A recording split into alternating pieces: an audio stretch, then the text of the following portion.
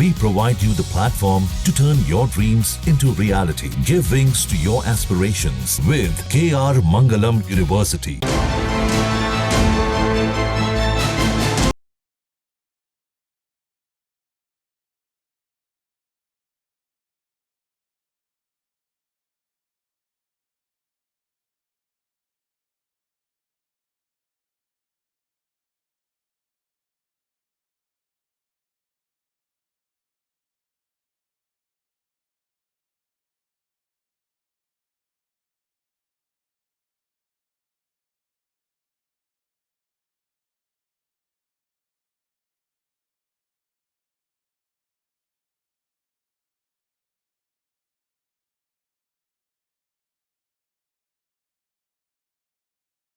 रिहायशी इलाकों को आगोश में ले लिया है।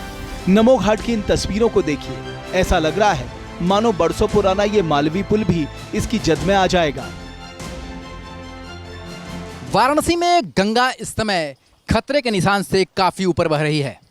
आलम यह है कि घाट तो पहले ही डूब चुके थे, अब तटवर्ती इलाकों के साथ ही रिहायशी इलाकों में भी गंगा प्रवेश कर रही है। हम इस समय वाराणसी के नमो घाट पर हैं और आप देख सकते हैं किस तरीके से पूरा का पूरा नमो घाट इस समय गंगा के आगोश में है।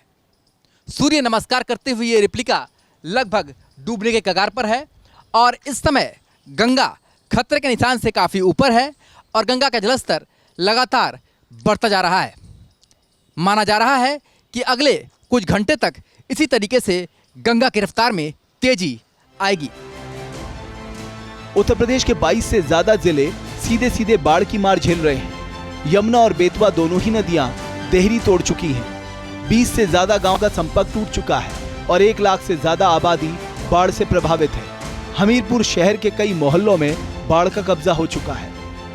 जनपद हमीरपुर को इन दिनों यमुना और बेतवा नदी की बाढ़ ने अपनी आगोश में ले लिया है। तस्वीरें आपको दिखाएंगे कि किस तरीके से ये जो तमाम बाढ़ पीड़ितों के घर हैं, इन तमाम बाढ़ पीड़ितों के घरों को पानी ने अपनी जद में ले लिया है।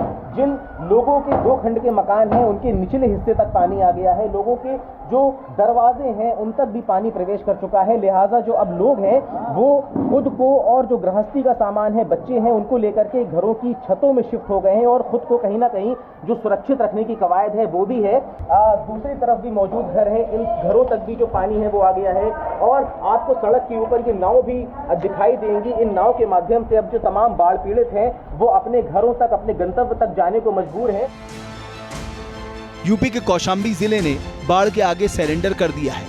यमुना से घिरे कई गांवों में नाव चल रही है। पीपरहटा गांव बाढ़ से ज्यादा प्रभावित है।